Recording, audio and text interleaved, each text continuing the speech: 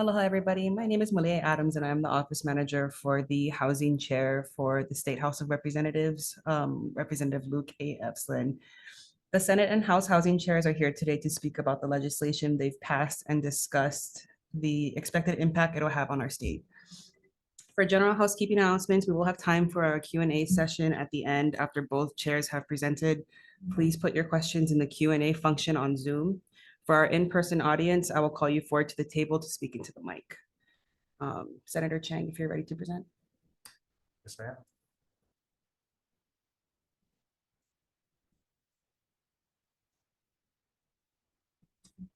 All right, thank you so much, Malia, for that kind introduction and for hosting today. Thank you everyone in the room and online for participating in our debrief for the 2024 housing session. It's been one of the most productive sessions we've had here in the legislature since I became housing chair 6 years ago. So I'm going to start with one of the points that I've been focusing on this year, housing finance reform. And as I've shared in the past, as a lawyer, every time numbers would come up, my eyes would glaze over. But it wasn't until 2022, when I was in Vienna, Austria, that I realized how big of an impact our housing finance system has on the production of housing statewide. And I just want to show everyone this slide, which I think should help everyone to understand just how big of a player the state is. So HHFDC's main housing finance fund is the Rental Housing Revolving Fund. It now has over $1 billion of assets in it. And as you can see, in fiscal year 2022, HHFDC financed 48.4% of all the housing built in the entire state. With recent infusions, we'll get into that more later, but the legislature appropriated another $205 million into the Rental Housing Revolving Fund. That's going to finance, again, more, if not way more units than the 1,531 in 22. And that means that the state is now the market maker for housing construction statewide. The state is the biggest player, I think probably by far, in the financing of new housing construction. So we have an opportunity here to stretch those dollars and to stretch them much, much further. And we know that there's a demand for those dollars because HHFDC receives applications for 3 or even 5 times as many dollars as are available. So the developers are there. They are ready, willing, and able to take advantage of the financing. So let me talk about what I think is the most important bill when it comes to housing finance reform that the legislature passed this year. And it's HB 1763. So the bill does a bunch of different things. And so I'll run down the list. So, well, before I do that, I'll try to explain the Rental Housing Revolving Fund in the way that I think people have really come to understand what it does. So I recently bought a home when interest rates were low a couple of years ago. I pay an interest rate of about 3.5%. I have a standard 30-year mortgage. My payments started on day one, and they will not end. They will not be forgiven unless the bank takes back my property. The Rental Housing Revolving Fund gives loans with terms of 55 years. The interest rate on these loans is not 3.5, but 0.25%. Payments don't even start until after the senior mortgage, the senior private loan is paid off, which means that not one dime revolves back into the Rental Housing Revolving Fund until year 31. And once those payments do start revolving, the agency can adjust them downwards if the cash flow is insufficient. So if I lose my job, the bank is not going to voluntarily reduce my mortgage payment, but that is what the agency has the power to do. If there's a balance remaining at the end of the 55 years, HHFDC has the ability to forgive that loan entirely, which again would never happen in a private and commercial setting unless the bank or the lender were taking back the property but through foreclosure. So this bill is tightening up the program in a number of ways. So first of all, it's going to prohibit HHFDC from forgiving any of those loans unless it actually takes back the property, just like in the private sector. I'll skip number 2 for now, but number 3, it prohibits the Rental Housing Revolving Fund from giving grants. It can only now give loans that must be repaid. So it can no longer just give free money. It requires a report to the legislature, and it applies for all applications submitted after June 30th. To go back to number 2, so there are over 14,000 units of affordable housing. Virtually all affordable housing that the state builds and has ever built are only temporarily affordable. And so over 14,000 units of affordable housing will expire by the year 2100. There is no plan for those 14,000 families who face eviction with the rents drastically going up at the expiration of their affordability terms, except for the state taxpayer to step in and to buy back those projects, in essence, paying twice for the same building. So what this bill does is it prioritizes buildings that have perpetual affordability requirements. No longer, we will stop the bleeding. No longer will the state build housing that is only temporarily affordable and from which the low-income tenants will be evicted after a certain definite amount of time. As important a bill as this is, we have encountered some resistance. We're hoping that it'll be signed in the very near future by the governor, although it hasn't been signed yet. And I view really this bill as just the first step in a long series of steps, which I'll get into more later. But I want to make the system more efficient. I want loans to revolve every 5 years instead of every 55 years, so we can get 11 buildings for the price of 1. I want the funds to be used for credit enhancement for multiple loans, $3 to $5 worth of loans, rather than just making $1 worth of loans for every dollar that's deposited, getting 3 buildings for every 1 building that we get now. And I'll go into that a little bit further, but I think that this is a really enormous opportunity that we have to triple, quadruple, quintuple the amount of housing that we're building now statewide without adding any more state dollars, even though we are adding enormous amounts of state taxpayer funding, which I'll get to a little bit later too.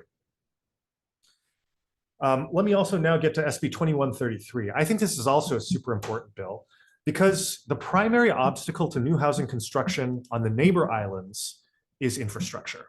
Lack of wastewater infrastructure, lack of water infrastructure, utilities of all sorts.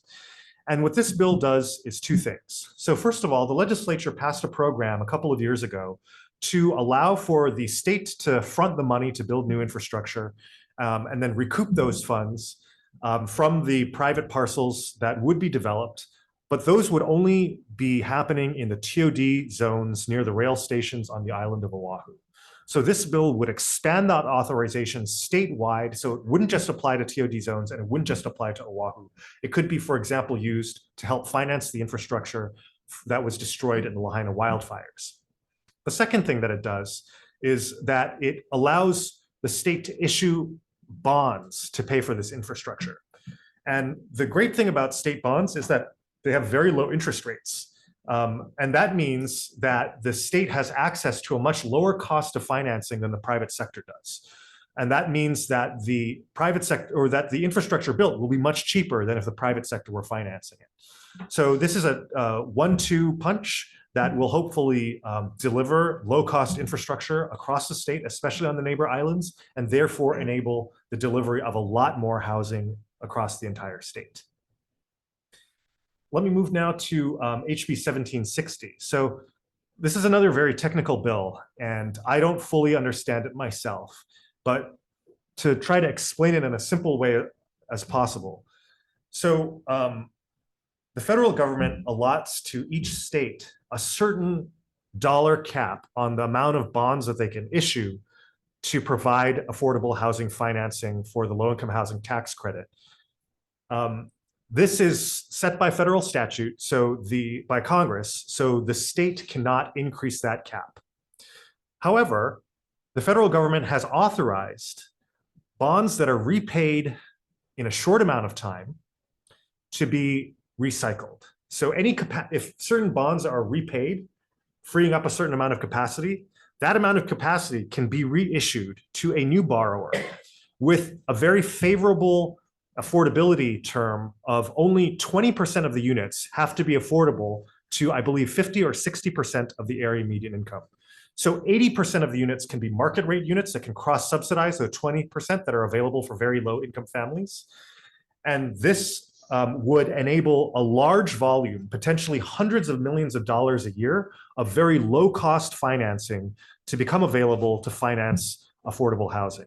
And again, this is very important because in a rising interest rate environment, we have a completely untapped pool of new low-cost financing.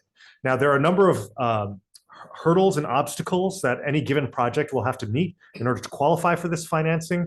But I'm confident that if HHFDC can work with the private sector developers to make sure that the deadlines and the other obstacles are met, that this bill can unlock hundreds of millions of dollars in new financing and thereby create thousands of units of new housing. SB 1170 is a bill that's been discussed now for several years here at the legislature. It would enable affordable or income-restricted units that are produced under the 201H-38 program, the largest and most successful housing facilitation program in the state since 1972, to qualify for affordable housing credits that the counties require. And so over 10,000 new units of 201H housing are currently in the pipeline statewide. And that means that there are thousands of units that would qualify to create these new credits that could then be sold on the private market, that could then be used to finance more affordable housing construction in the future. SCR 43 is a resolution, not a bill, but it goes into a little bit more detail on what I believe a fully mature program would look like in making our state housing finance subsidies as efficient as possible. So we already discussed the fourth bullet point on this list, to prioritize projects with a perpetual affordability commitment. And that's in the bill that we passed, HB 1763. But there are several other bullet points that this resolution has, which urges HHFDC to amend the priority for these LIHTC and rental housing revolving fund projects. First, to prioritize projects on state or county land, all of which are going to be perpetually affordable. Second of all, to prioritize projects that are required to be conveyed to the state at a definite time, so that the private developer would not be the perpetual landowner and be able to collect the windfall profit for reselling one of these buildings after the affordability period has expired. Third, prioritizing projects owned by organizations obligated to use financial surpluses generated by the project to build or manage or rehabilitate new housing in the state that's restricted to owner or renter occupants. And that is really the Vienna housing model. The Vienna housing model, when they give their low interest loans to private developers, the private developers can make a profit, but they're required to use that profit to build more housing. And what that means is each new building that the state would build or finance would then create more buildings, as opposed to that funding just disappearing into the black hole of a private developer's pockets. Fourth, we already covered the perpetual affordability commitment. And finally, to prioritize applicants who demonstrate project readiness and early loan repayment. As I already mentioned, these loans are typically issued for a term of 55 years, which is, kind of close to perpetuity. It's pretty much a giveaway. And so if those loans can revolve faster than 55 years, that would free up those funds to be used for a second and a third and a fourth project. Like I said, in Montgomery County, Maryland, they're issuing these loans for a term of 3 to 5 years. So they can get 11 buildings for the price of one. And if the agency takes all of these suggestions in this resolution into account, I think we will have taken a significant step to make the housing finance system of Hawaii as efficient as possible and get 11 buildings, 33 buildings for the price of one. And finally, under the housing finance banner, we have SCR 45, another resolution. So the state is currently a large depositor in local banks. For example, the rainy day fund has about $1.5 billion in it, just sitting in a bank account that is carried by one of the private banks in the state. Now, that is an incredibly lucrative source of potential profit for any private lender to hold. They can make over $1 billion worth of loans from that funding and reap all the private profits from that funding. So the statute already requires the state, when selecting a depository to hold state assets, to consider the quote beneficial effects to the state of using a local depository that's within the state of Hawaii and not sending the money to some mainland bank. Unfortunately, the state has not further defined what those beneficial effects to the state might be, whether it's local jobs, I believe that the beneficial effects to the state should include the financing of housing within Hawaii. And so that's what this resolution is encouraging the Budget and Finance Department to do. And so this would provide a incentive for all banks who want to hold these extremely large and lucrative state deposits to underwrite and to finance a lot more housing projects within the state. This is very low-hanging fruit that should be costless to the state. All right, let's move next to facilitating housing production. So I think this is a really exciting bill. The governor just signed it today, SB 2066. So as I already mentioned, the most successful housing facilitation program in the country, in the state of Hawaii, and probably the most YIMBY pro-housing law in the entire country is HRS 201H-38, which has been on the books since 1972. It cuts through a lot of the red tape at the state and county levels by providing exemptions to virtually all state and county laws and regulations, with a couple of catches, one of which is that the majority of the units need to be affordable to 140% of AMI. It also allows county councils to impose conditions on these projects, such as lower affordability restrictions. So instead of 140% of the area median income, 120 or 100 or even 80% of the AMI. Now, this is problematic for a couple of reasons. Number one, as we all know, interest rates have gone up, which means that housing construction is much more expensive to finance. And second of all, if the county councils continue to push those income requirements lower, the developers can sell those units for a lot less money, which makes it much more difficult to pencil this new private housing construction. And as I've mentioned, this is a very large source of housing production statewide. In just the last 4 years on Oahu alone, the city has approved 22 projects with 7,794 units. The neighbor island, the 3 counties of Maui, Kauai, and Hawaii have over 2,000 units in development, again, in the last 4 years. So this is probably facilitating half or a majority of all the housing production statewide.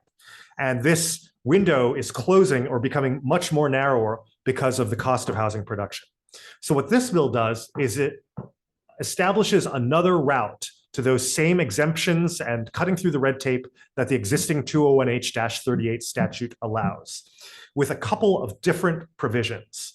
So first of all, it shall not impose stricter income requirements than those adopted by the state, which again would be a majority of the units at 140% to AMI, or potentially the state could adopt even less restrictive income requirements for this alternative pathway to 201H. The second is that all of the units built for the lifetime of the building must be set aside exclusively for Hawaii residents who own no other real property, who are domiciled in the state, who are Hawaii residents, and who are owner and renter occupants. And so what that means is that there would be no dark towers, there would be no parking spaces for the speculation of wealthy overseas investors. All of the housing units for the lifetime of these buildings would be exclusively for local people. And that second pathway would, I think, potentially unlock hundreds, if not thousands of units. I think that this could be an even bigger source of housing production than the existing 201H-38 program. We have another resolution, HCR 84, that urges HHFDC to amend their rules to adopt the same thing, which I believe that the agency already has the power to do, in addition to this bill that expressly gives them the power to do this. Senate Bill 2337 is a bill for the counties, and specifically the city and county of Honolulu in particular. So today, the counties are able to exercise the same powers as HHFDC for the purposes of developing, constructing, financing, and refinancing housing developments.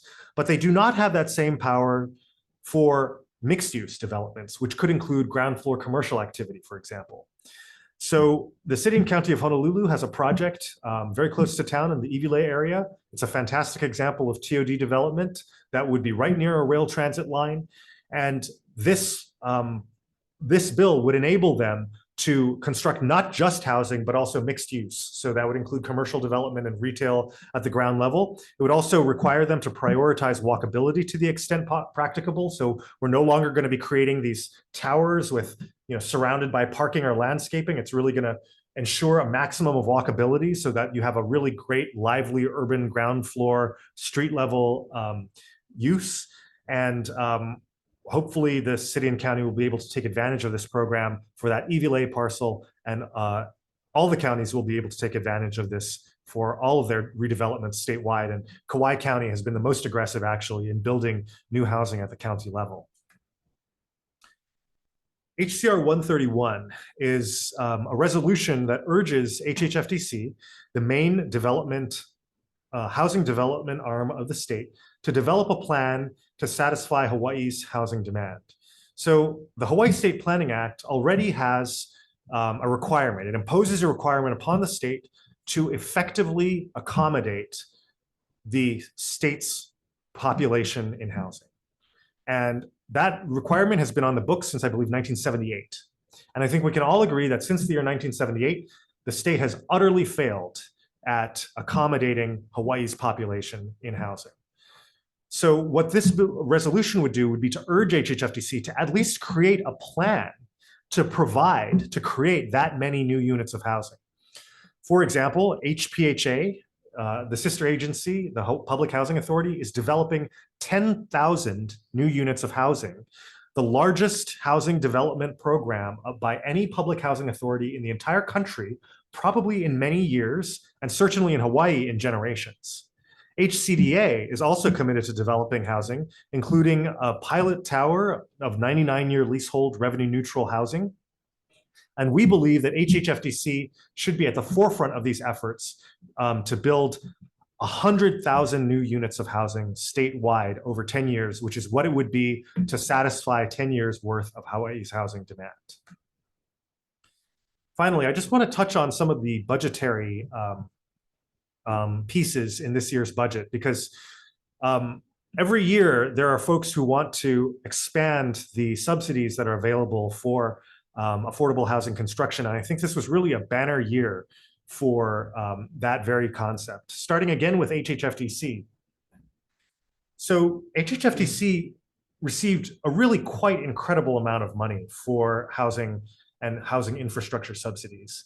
$255 million in general funds went to these two major revolving funds, $50 million to the dwelling unit revolving fund, which can be used for infrastructure and also for the subsidization of housing, which I could be mistaken, which I think might be the largest infusion that the dwelling unit revolving fund has ever received in its history.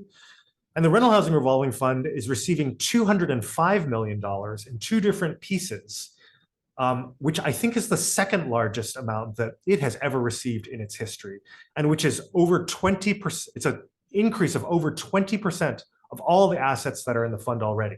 So $180 million of that is going into the fund generally, which will be reprioritized if HB 1763 is signed by the governor.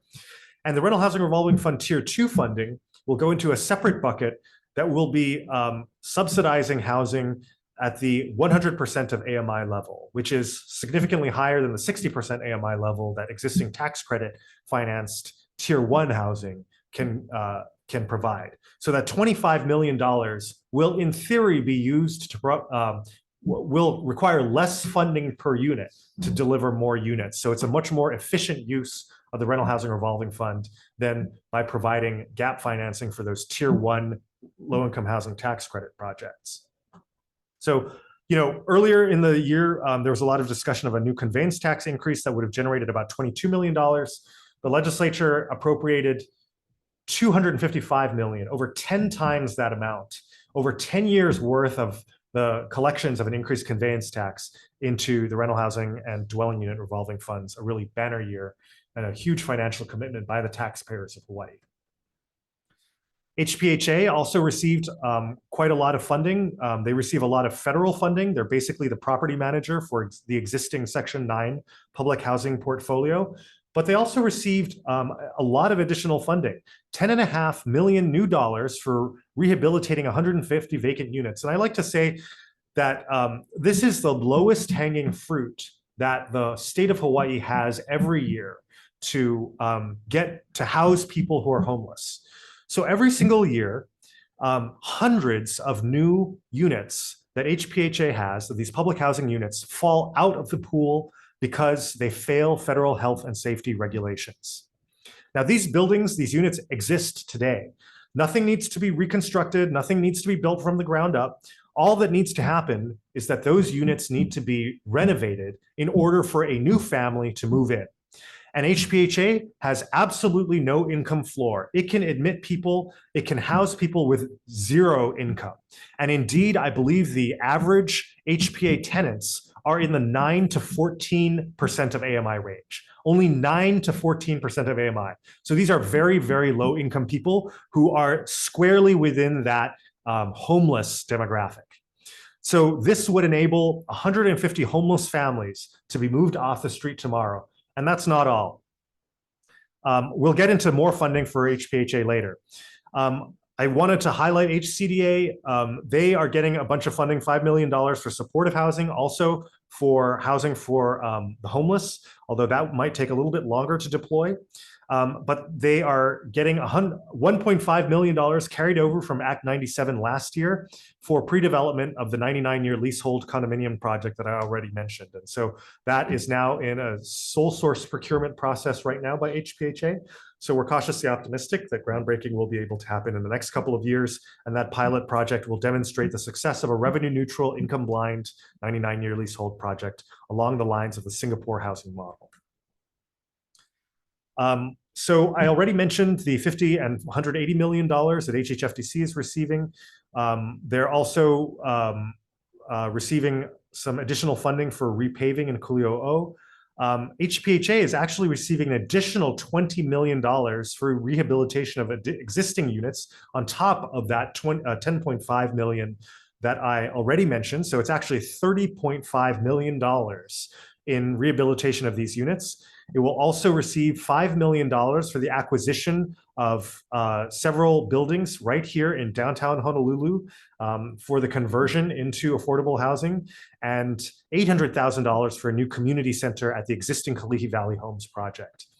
DHHL is receiving $20 million for the repair of existing infrastructure for their housing projects. And the University of Hawaii, in really a banner year, is receiving $100 million for renovations to existing student housing that has been out of commission for many years because it lacks, because it's fallen into disrepair and has been vacant for many years now. So that $100 million, again, very low hanging fruit, would nothing new would need to be built. All that would need to be happen is the renovation of existing units. Those students could move in a very rapid manner and free up a lot of new potential rental housing in the Manoa neighborhood. I just wanted to briefly touch on the funds that were available for the Maui recovery.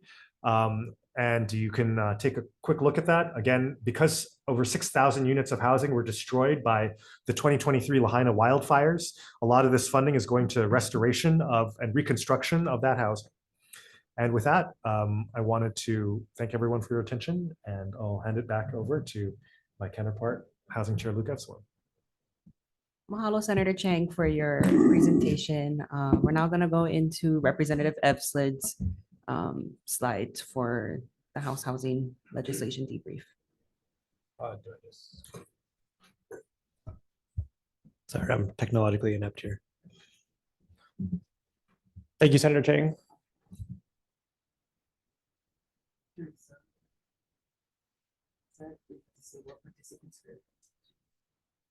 Oh, I think I can change that.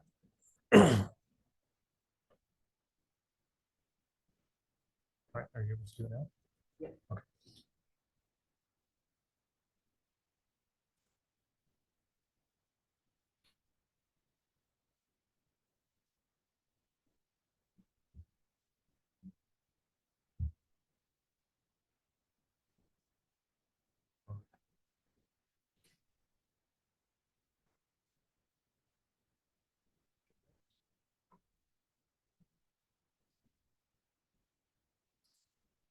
All right, can y'all see the PowerPoint? I like to make PowerPoints with no pictures to make them as least interesting as possible. So here's our white PowerPoint with a blue sidebar, which is our legislative session debrief. I'm going to try and be quick here. It's pretty similar to the presentation I gave at the beginning of session. So I'm going to run through these first couple of slides. But I think it is important to give some context here.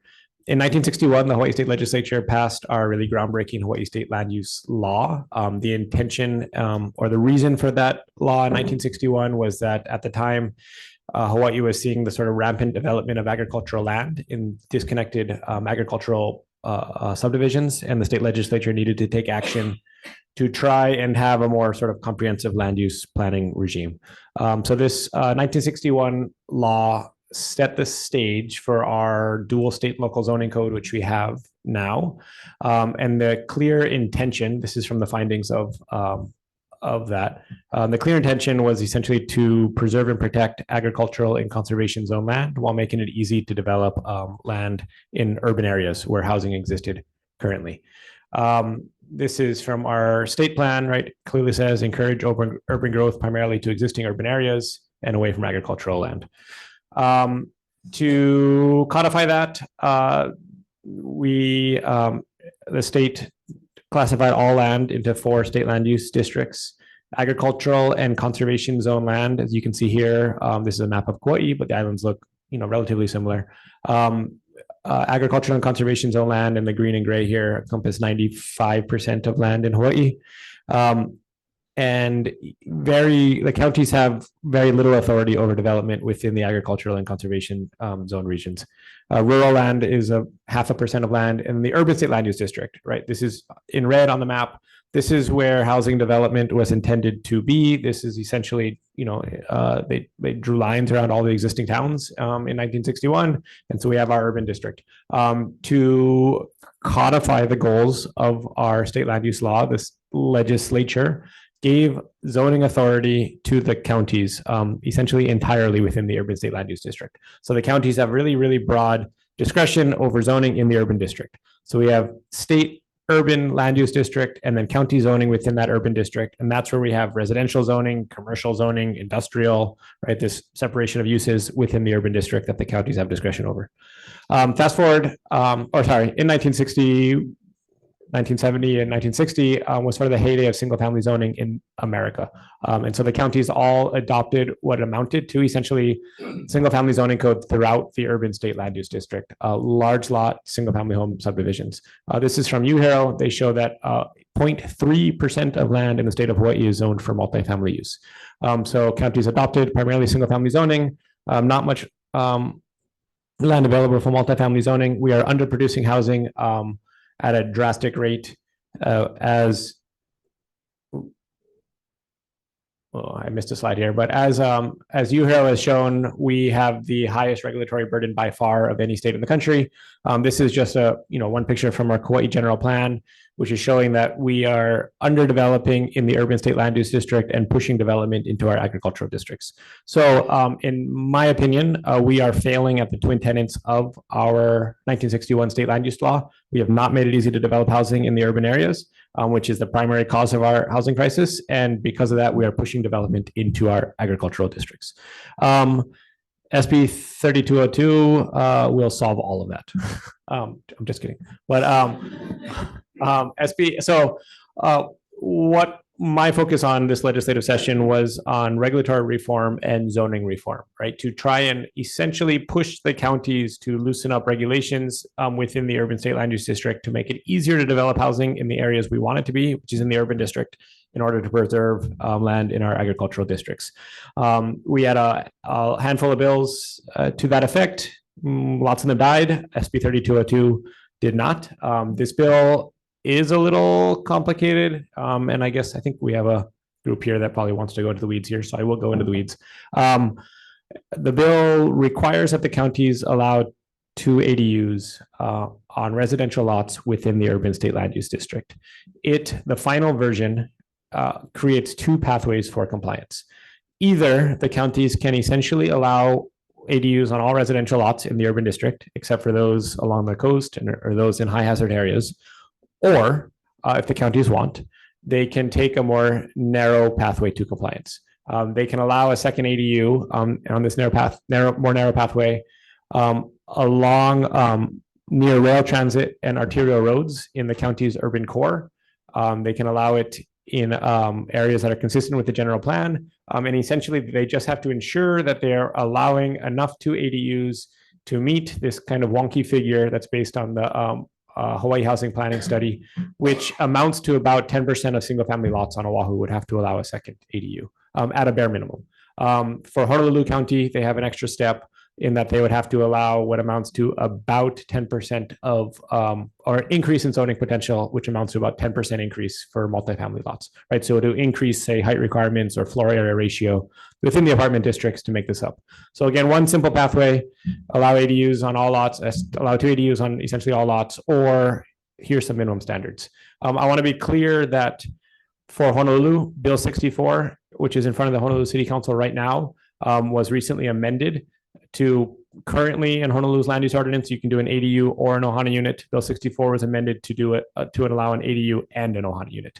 So if they pass Bill 64 in its current form, Honolulu County complies essentially with the stricter provision of this by allowing 2 ADUs everywhere, or the equivalent of 2 ADUs. But if they want, they could go a lot more narrow.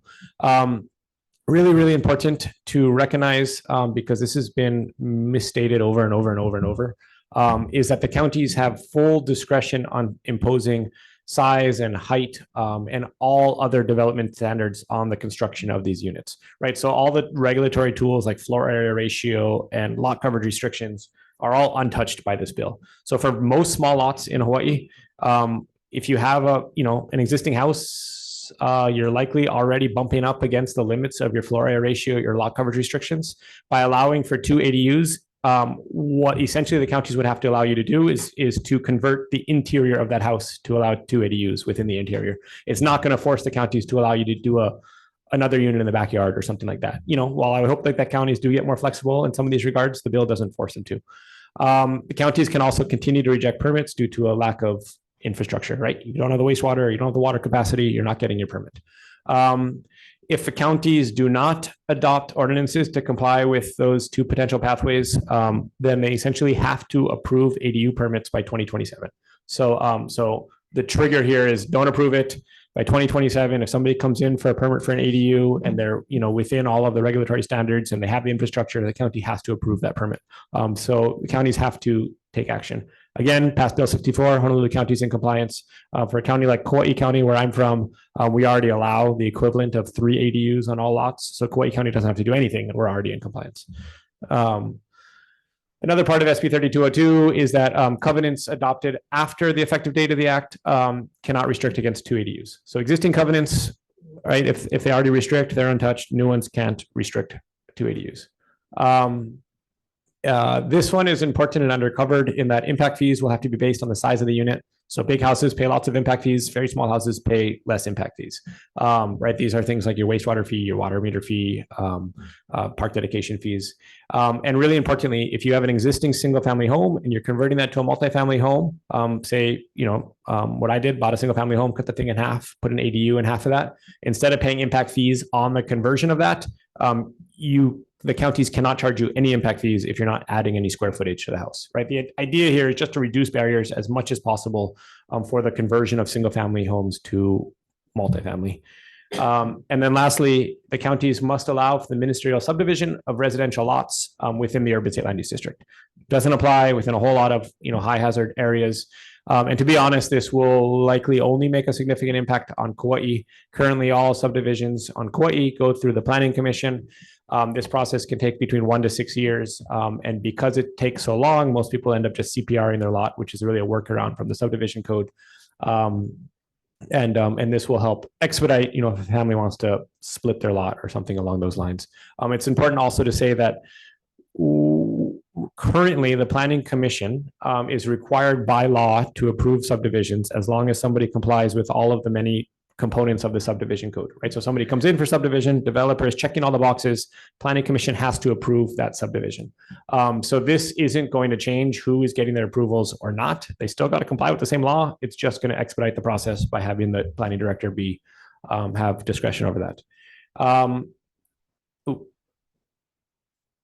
Sorry, you can tell that I made my slideshow very last minute here, in that this is an extra slide.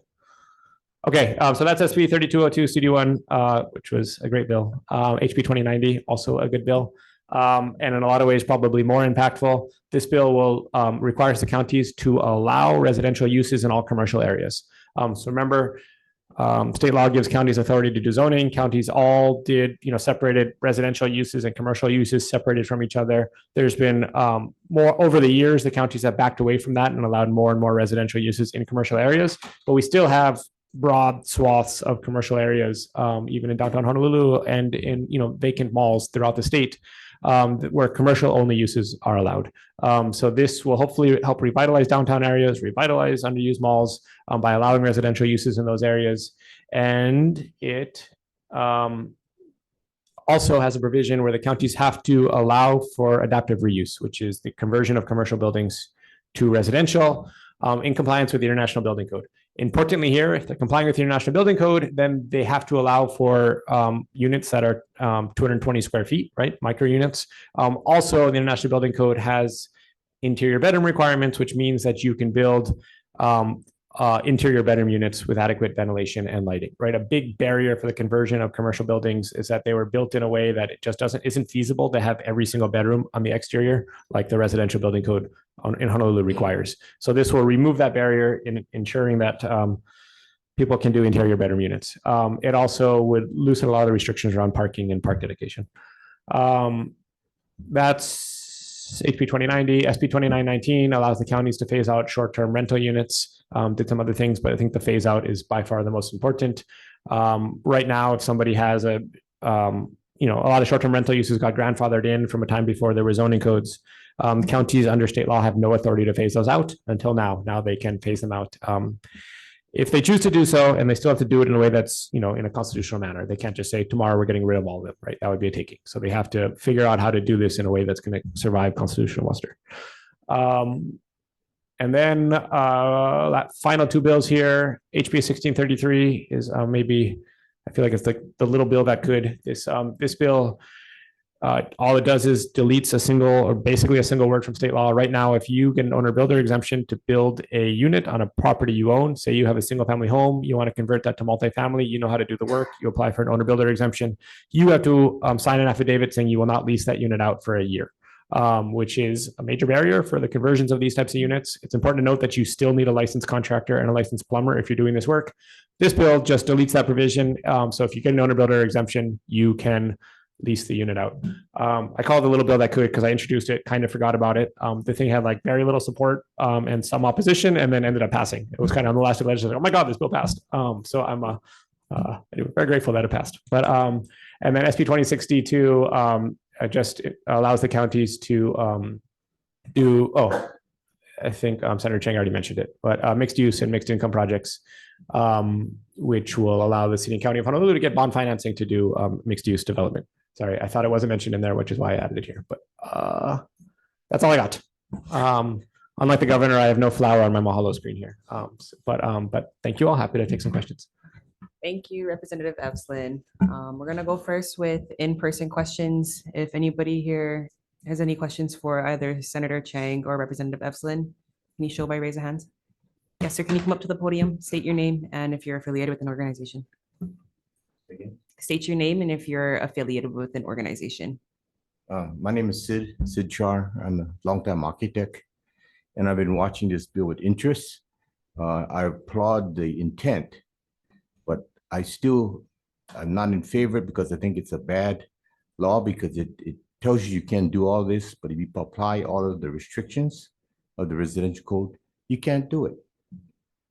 So I'm interested to find out whether someone's ever come back and shown you an example, because what they show in the newspaper is not representative of what you can do according to all the rules. So that's where I'm really fascinated to say it's passed, but has somebody shown an actual example of 2 residences added to a typical residential lot of before at 1,200 square feet and 2,000 was very impossible. You can meet, you try and place, or it's very tiny. So that's, that's not giving them homes, that's giving them micro units on the lot. So that's my main concern, is that the bill gives you the impression that you can do all of this, but once you apply all of the codes with the lot coverage, the impervious, non-impervious lots, the lot coverage, the setbacks, the heights, because I've seen some of these beginning to fill into places like Seattle. My daughter lives in Seattle, and they're building a lot of these units into the residential neighborhoods, but they can go 3 floors. Our 25-foot limit, you can't do 3 floors. And accommodating parking, that's the biggest battle. And so I'd like to see an example of, has anybody actually drawn an example of what this bill says you can do on any of a typical lot? Thank you. Yeah, and I assume you're referring to SB 3202. Yes. And yeah, we do have certainly some schematics of what would be possible on a typical lot, but I do want to be, if somebody has a 2,000 square foot home right now, and they theoretically could, build out one ADU within that existing home. SB 3202 would allow them to do a second ADU, right? And as you said, for most smaller lots, they're already at the limit, probably of floor area ratio or lot coverage restrictions. So they couldn't do an actual backyard unit. But if they wanted to, they could convert, an empty bedroom or something to a rental unit. So that's what the bill would require, that the counties allow them to say, do a lockout unit if they had that spare bedroom. And you put a hot plate in there, and that's, considered a dwelling unit under most county codes or land use ordinances. So again, lots of flexibility for the counties to figure out the best way to implement it. I am somebody who bought an 1,800 square foot home. I don't need that whole home for my family. We converted half of that to an ADU. We still have a spare bedroom because my kids sleep in the same room. I would love the opportunity at some point probably to maybe just rent out that single bedroom as a lockout unit, which we could do if it was classified as second But ADU. if you go to the building code, if you're considering a residential unit, there are minimum requirements. FHA has these. And so you have a minimum requirement of at least 120 square feet for a living room. And then you have to add a kitchen, you have to add a bathroom. And there's a minimum bedroom size, which is the master bedroom, which has to be a minimum of 120 square feet. And that's in the code. So once you apply all those code things, I keep saying it's not just a bedroom. When you're talking about an ADU, you can put a full kitchen, you can do that, all of this. But then the other challenge is the ADU requires you to have at least one parking stall dedicated to the ADU. Yep. And most home lots, the 2 cars already on there. And so it becomes a challenge on the street parking. They're adding ADUs in my neighborhood, and the streets are filling up. There's one house that's down the street, they built an ADU, and they have like 8 or 10 cars just for that one house lot.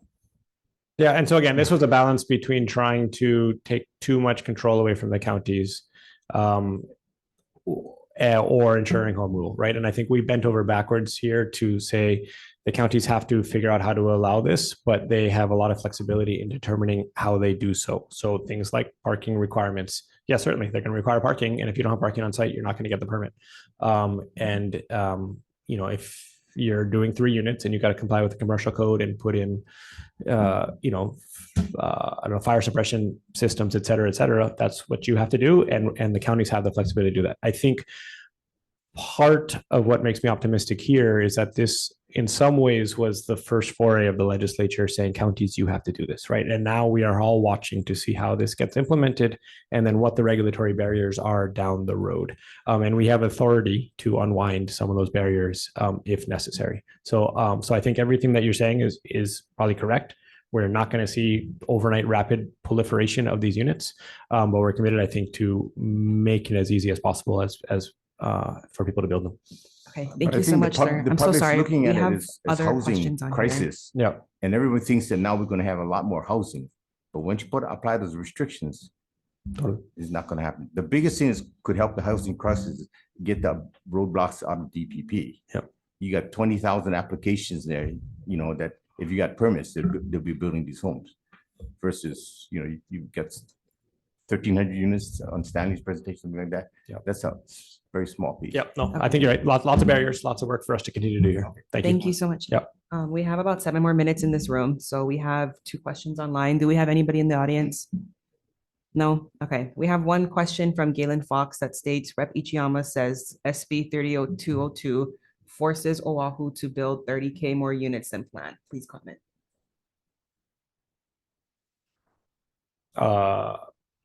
It does not force Oahu to build any more units, right? It would force to allow zoning capacity. Hold on. Yeah, I don't think that's true. If you look at the Oahu Primary Urban Core Design Plan, it calls for essentially everything that's in SB 32-202 and allowing for triplexes in lots of neighborhoods. So I, would love to see some evidence for where that person is coming up with that figure. Any audience members? No? Okay, and we have another one from John Kawamoto. He says that it seems that state and county agencies are being reformed administratively so they can produce more affordable housing. Which agencies are in the forefront and what is needed for the lagging agencies? How much influence does each agency head have, and therefore the governors and mayors who appoint them?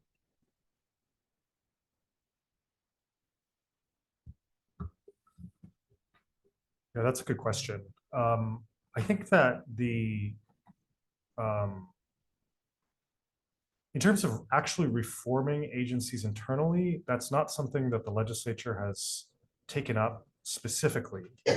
But I think what I've prioritized is to get the agencies that are already tasked with building housing to do more to do so.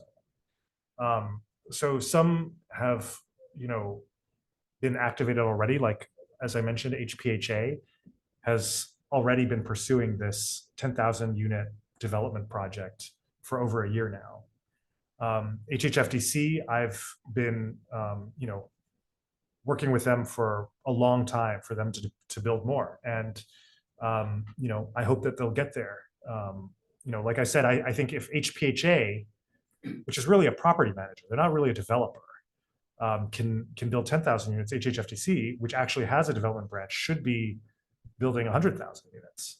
I think that one of the biggest barriers to housing construction across the state is the DPP here on Oahu. I'm not sure how the other counties handle their DPPs. I mean, maybe we have more expert voices in the room than I have. But other counties seem to be a little bit less bad than Oahu, and Oahu seems to be much worse than it was 20 or 30 years ago. So I don't know what would need to be done there, but I think it probably starts with more personnel, with filling all those vacancies that they have. It probably,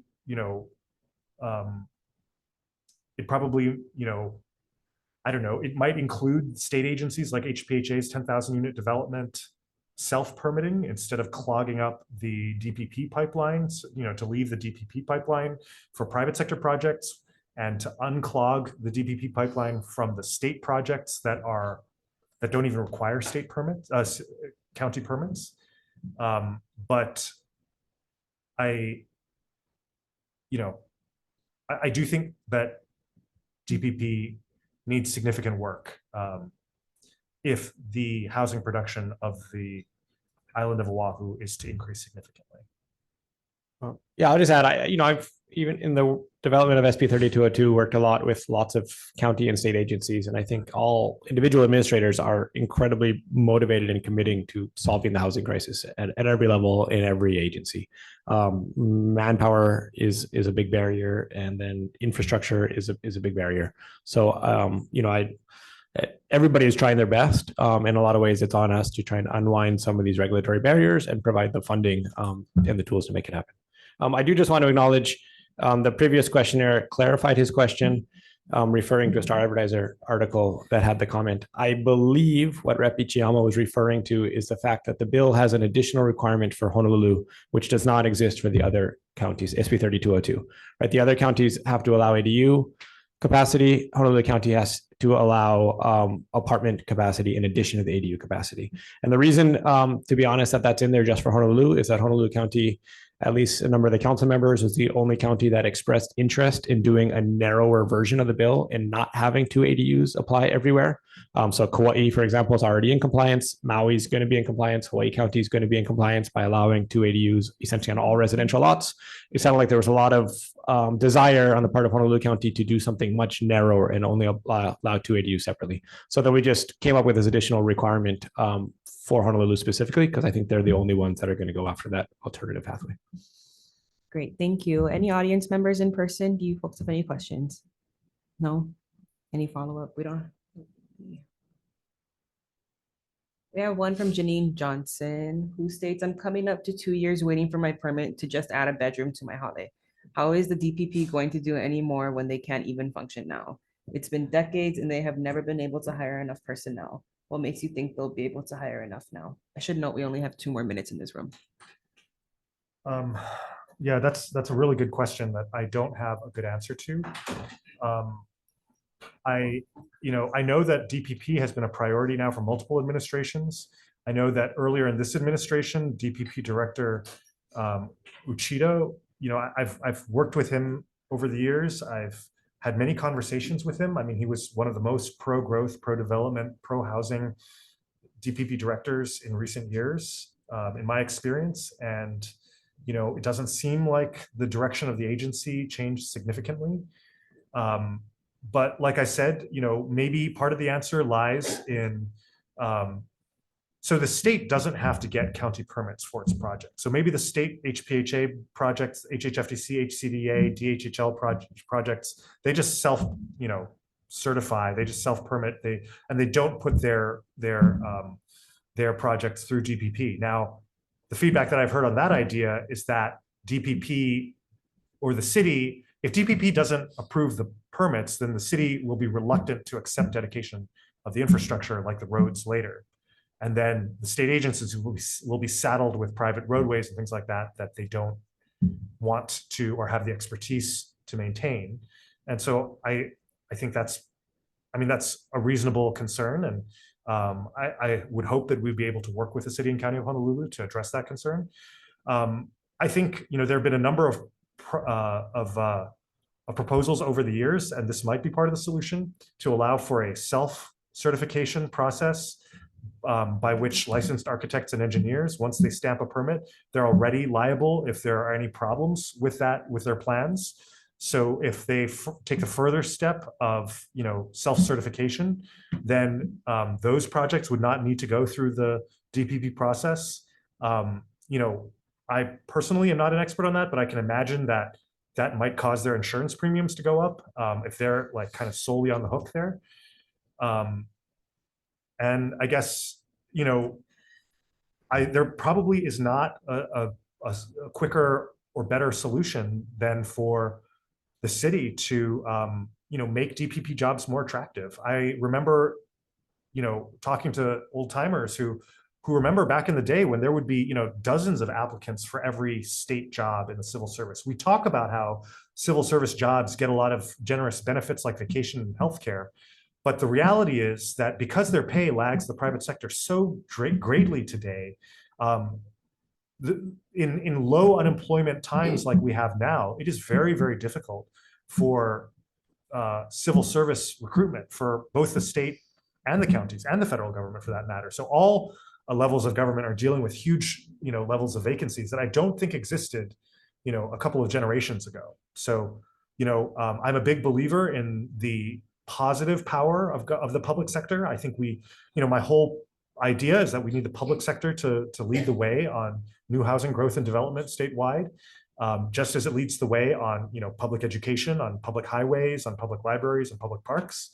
And so I think starving the city and the state and the various agencies of funding and of positions to attract quality and talented personnel is a failed strategy that we need to abandon. And we need to make these government service jobs as prestigious and desirable as they once were, and as they still are in many countries that do have really efficient public sectors. If I just add one part to that, in addition to what the Senator Chang said, there are also some regulatory barriers for them, the retention of staff, at least in our planning agencies. Currently, right now, my understanding is to become like a level 4 or 5 plan review person within the counties, you need to be a licensed engineer. To be a licensed engineer, you need to work for the private sector for 3 years per state law, right? So these planning departments cannot retain people all the way through to become these higher level plan review because they have to leave and go to the private sector. Once you go to the private sector, you're probably not going back to the public sector. So we did have a bill this year to try and remove that requirement to have plan review be part of the experience required to become a licensed engineer, which would hopefully help with retention, right? I think there's a lot of other similar examples like that, which can help our counties and state retain employees. And the other part is part of the reason it takes too long is because of this thicket of regulatory barriers, right? That they have to do a lot of work to ensure compliance at every step, right? So it is on us again to try and simplify that thicket a little bit so that we can expedite permits through. Great. Thank you, Senator Chang and Representative Evslin. Looks like that's all the time that we have. If you guys have any questions, please feel free to email either of our offices and we'll get back to you. Thank you. Thank you, everybody. Thank you, everyone.